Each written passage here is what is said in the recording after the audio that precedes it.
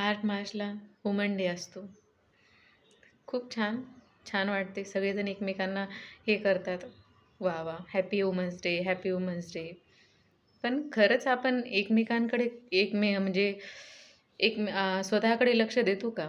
परिवाराकडे हे करण्यामध्ये अगोदर या सर्व याच्यामध्ये स्वतःकडे लक्ष देत नाही आपण. खूप सारे सॅक्रिफाईस करतो आणि स्वतःला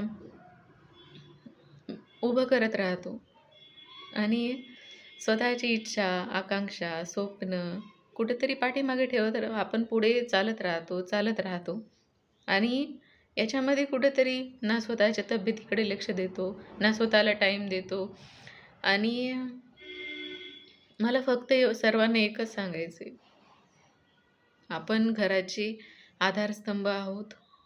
प्रत्येक जणांना मला एकच सांगायचं आहे की खरंच आपण घराचे आधारस्तंभ आहोत. आपण चांगले राहतो तर सर्व काही छान असतं.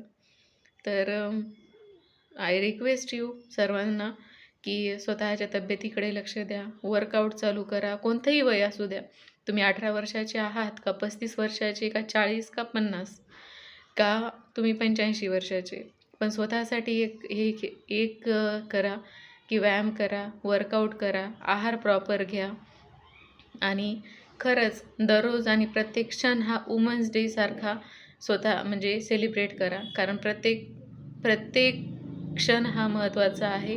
आणि मला फक्त एवढंच म्हणायचं आहे की जेव्हा एक ते माकडाचं आलं होतं, ते वानराने खरंच दाखवून दिले की आई खूप महत्त्वाची असते पूर्ण घरासाठी, लेकरासाठी तिचं विश्व असते. पता नाही पण खरंच असते. ती लेकरांसाठी सर्वस्व त्यागती, खूप सॅक्रिफाईस करते, सर्व काही करते. तर माझी फक्त एकच विनंती आहे सर्वांना की खरंच सगळेजण तुम्ही स्पेशली लेडीजला की प्लीज तुम्ही वर्कआउट करा, व्यायाम करा, स्वतःकडे लक्ष द्या आणि स्वतःला हेल्दी ठेवा, मजबूत ठेवा. कोणतीही परिस्थिती असेल, कितीही परिस्थिती असेल, त्याला सामोरे जा, आनंदाने सामोरे जा.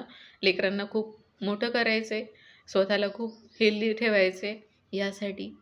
आणि कुठेतरी एक प्रसंग पाहून हे करून थोडी इमोशनल झाली की खरंच आपण आहोत तर सर्व आहे. तर ज्याला कोणाला आवडला व्हिडिओ तर थँक्यू, नाही आवडला तरी थँक्यू. एवढं बनवायचा उद्देश एवढाच की माझ्या काल एका फ्रेंडची आई एक्सपायर झाली आणि त्यानंतर जे काही सामोरे आले किंवा जे पाहतोय, जे घरामध्ये जे अंधार झाले सर्व ते कशाने भरून काढता येत नाही. तर प्लीज स्वतःकडे लक्ष द्या, वर्कआउट जॉईन करा, स्वतःला हेल्दी ठेवा, आहार प्रॉपर घ्या, हेल्दी लाईफ जगा. थँक्यू, वेलकम, जय हिंद.